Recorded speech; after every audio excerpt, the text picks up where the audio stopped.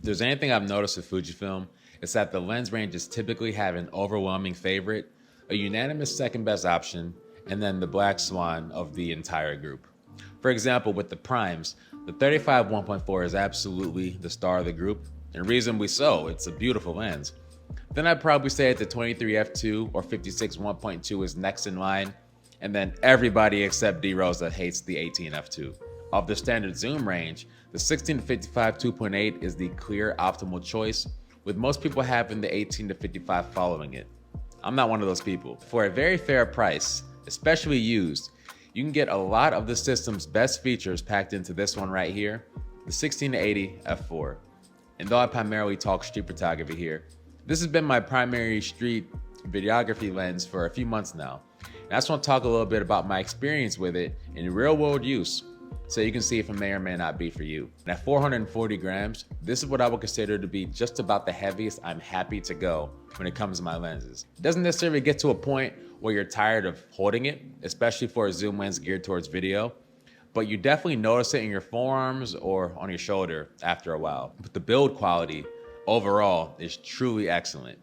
Me being someone who, for going on 4 years now of photography, never even thought about shooting in inclement conditions, I've now confidently brought this one in humid rain, foggy heat, and basically Cleveland's jungle a few months ago, and also being in below freezing temperatures and blizzard snow, having no issues. I can now fully say that I'm a believer in Fuji's weather sealing, and I could recommend this one to someone who likes to shoot during the harder times outside. Now, I would not hop into a hot shower or try to defeat a sandbender with it, but it's tough, it's built strong, and I'm fully confident in it. Now, the image quality though is an interesting one, because I remember when this lens first came out, everybody on YouTube and Reddit was saying that the image quality was dull. It can't hold a candle to the 18 to 55 even. Just that it was overall disappointingly unsharp.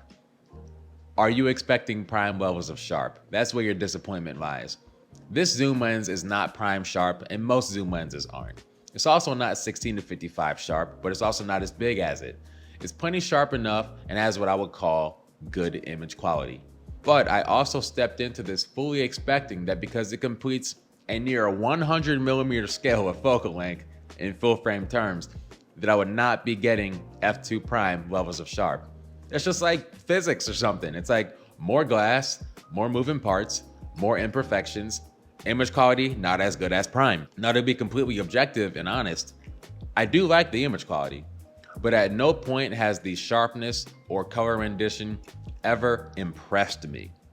However, also at no point have I been displeased with the resolution of any of my images taken with proper settings while using the 16 to 80.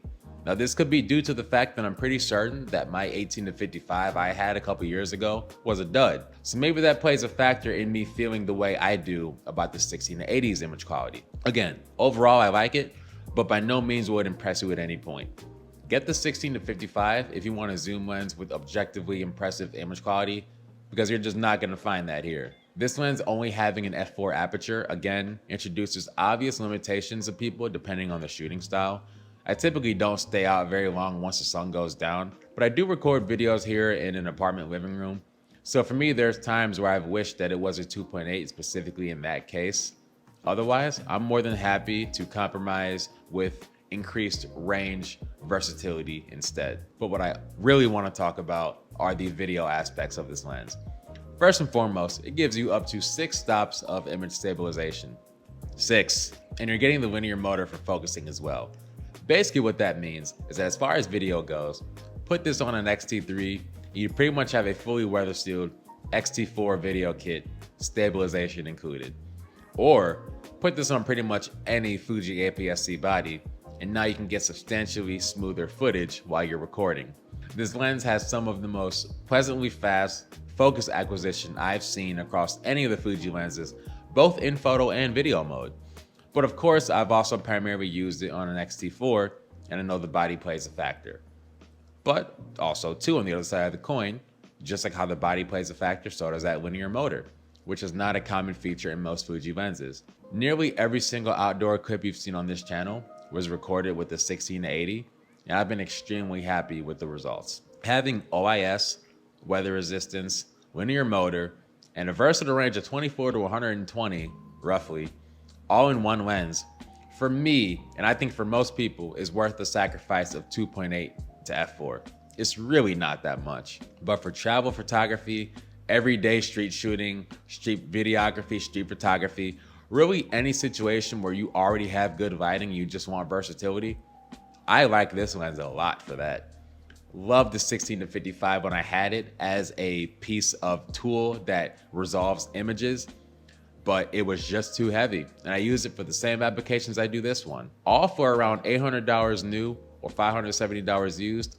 I don't think I've actually fully recommended a lens on this channel yet, but I fully recommend this one.